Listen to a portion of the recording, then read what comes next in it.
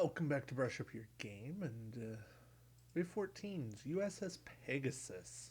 This is one of those ships you kind of wonder what's it actually doing in a combat game, because it's a 2-3-3-2. It's not the epitome of fighting, but it it's a tech boat, and all of your tech upgrades cost one less point, which is always nice. Two crew, two tech. Again, tech's not something we see a lot of.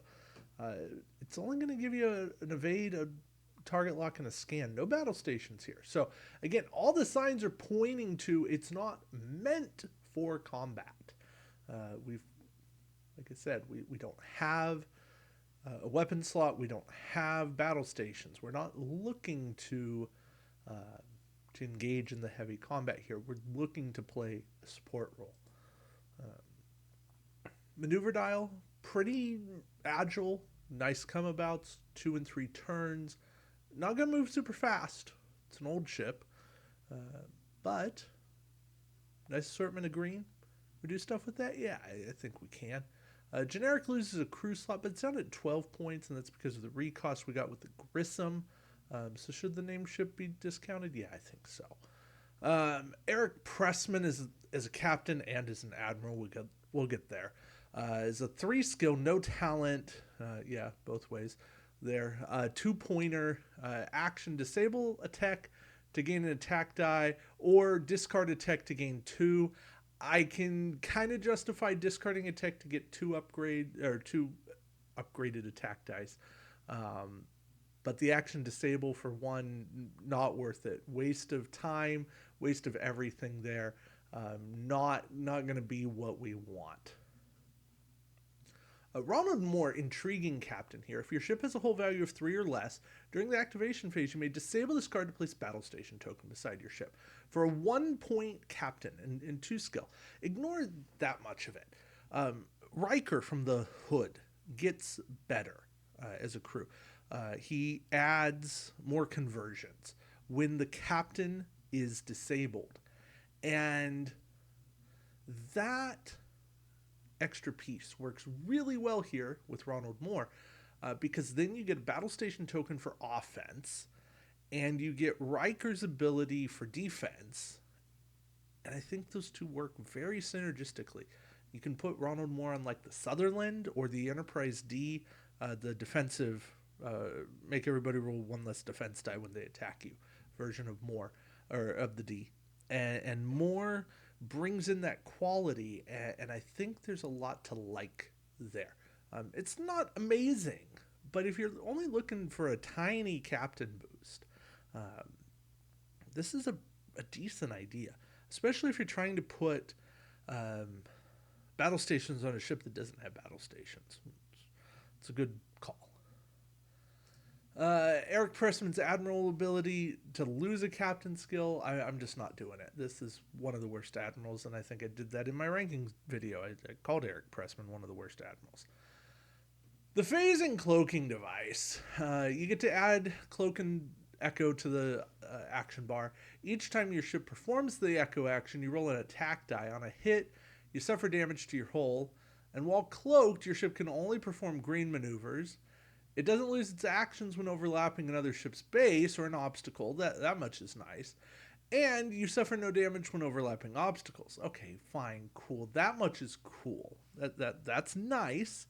And then it goes and costs 5 more points for anything other than an O-berth. Romulan cloaking device killed this card straight away. But in mission play, I think there's some fun that can be had with this. If you're playing in a board that's littered with enemy ships or obstacles, I think the phasing cloaking device can work nicely for you. I still really don't like the having to roll damage to or roll an attack die every time you cloak. So you want to find the best way you can to not attack and do damage other ways, whether that's a Matt Decker, whether that's cloaked mines, dropping an antimatter mine that's still an attack, but at least it sits on the board.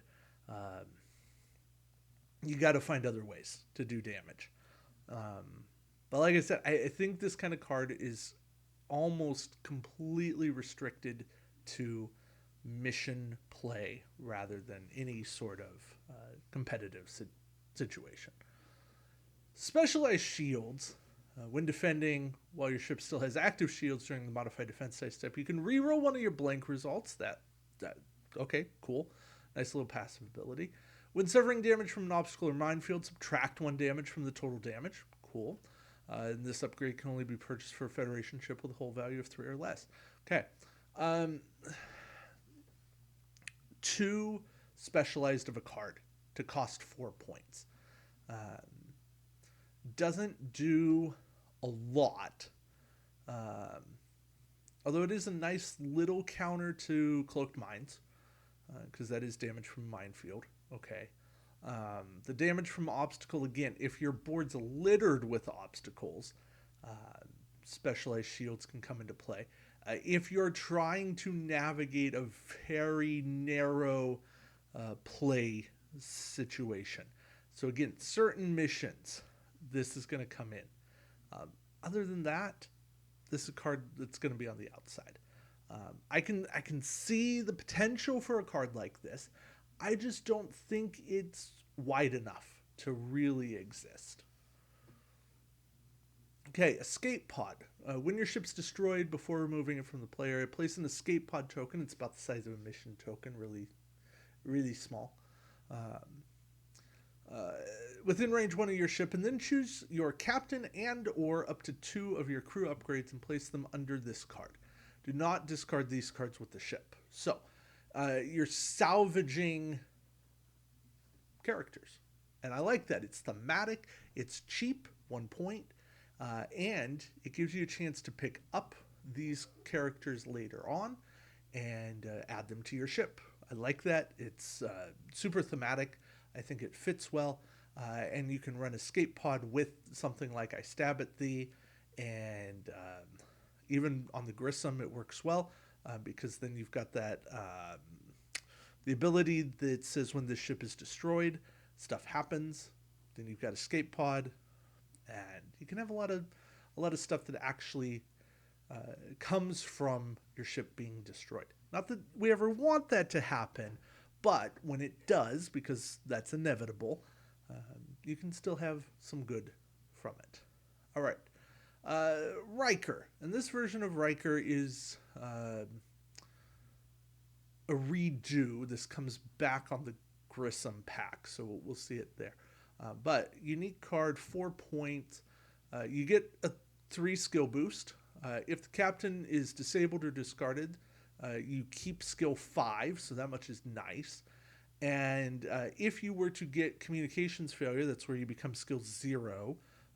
You flip that card face down. If you were to take injured captain, where you have to ignore your elite talents, you also flip that card face down. So you're saving yourself from a couple of crits, some very inconvenient crits. I won't say debilitating crits, although in the wrong situation, a communications failure can really mess things up. An injured captain can end your entire plans for the way your fleet's going to go.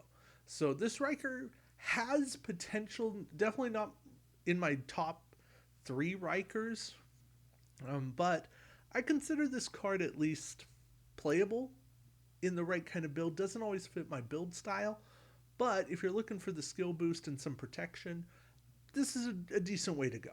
And I like that Riker from this standpoint. Then we get a bunch of crew that we never saw in the episode, that we kind of saw pictures of them.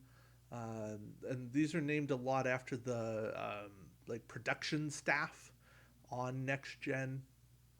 So we get Don Velasquez, and she is a 4-point crew action. Discard your captain to immediately perform an additional maneuver from your maneuver die with speed of 3 or less, which is okay. That's a nice way to sacrifice a captain to kind of get out of there, a la Spock. You cannot attack this round. That's where we lose this. This card then becomes your captain with a skill of 2, really, only 2. And you cannot perform this action if Don Velasquez is your captain. That makes sense. This card may only be purchased for a Federation ship with hull value of 3 or less. Too many restrictions, not enough upside.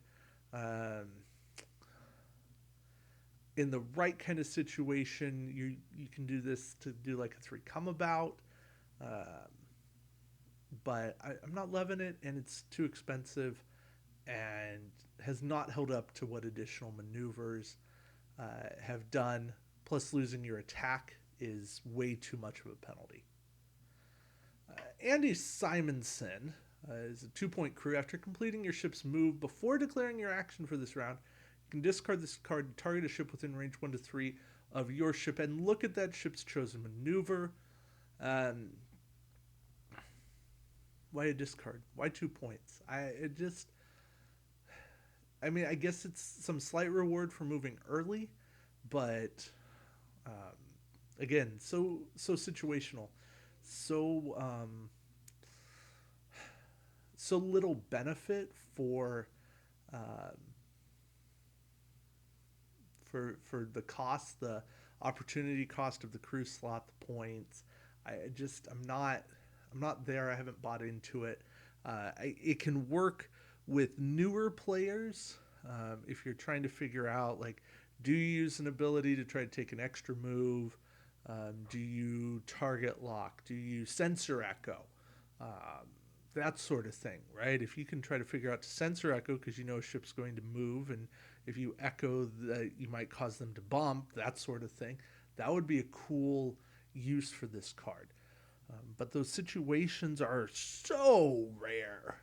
I can't really buy into it.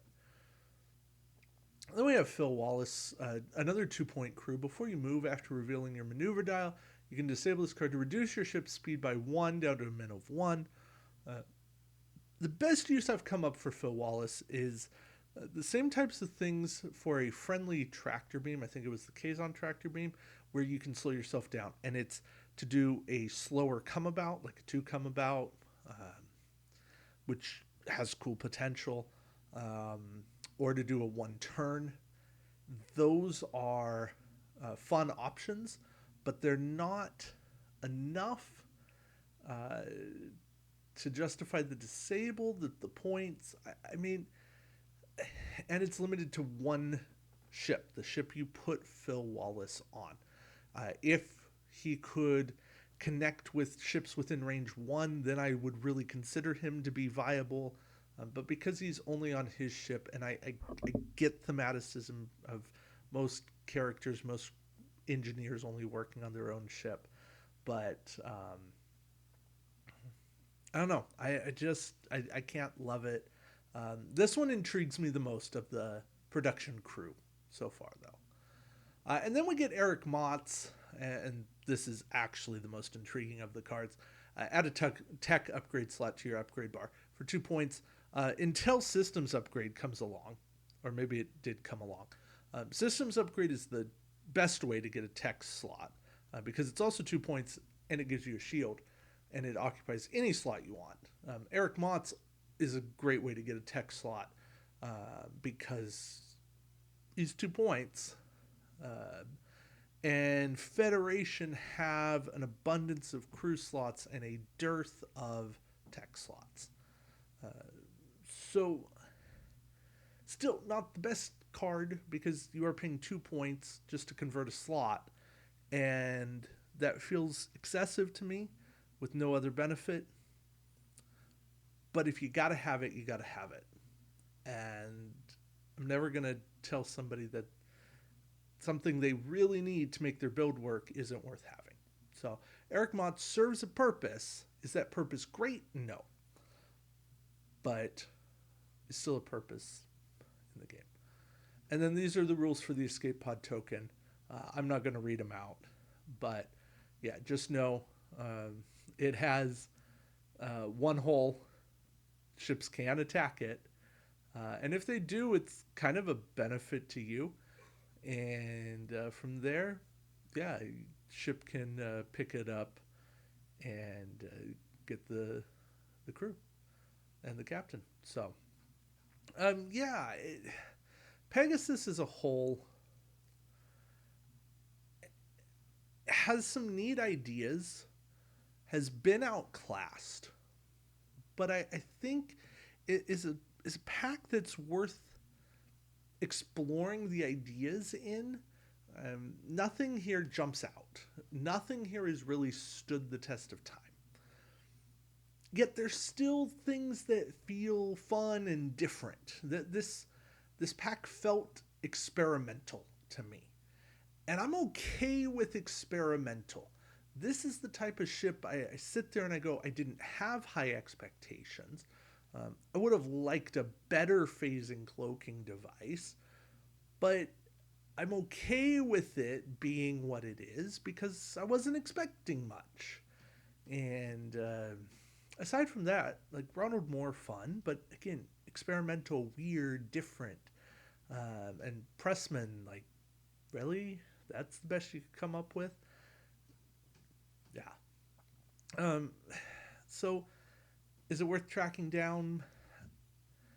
I think if for no other reason, you need the model to run the Grissom. That's why you get this pack, and then you get 2 for 1. Really is what you do. So, is it the best? No, no, it's not. Is it usable? Yeah, I'm gonna say it's usable at times. It's very mission specific, but go out there, have fun, play some missions. These cards fit into the mission ideas of we're gonna try some different things, we're gonna play it in different ways, and we're gonna see what happens because missions are about having the thematic fun, and that's what this pack does. So that's it for me. Thank you all for watching, and until next time, keep brushing up your game. Take care, everybody.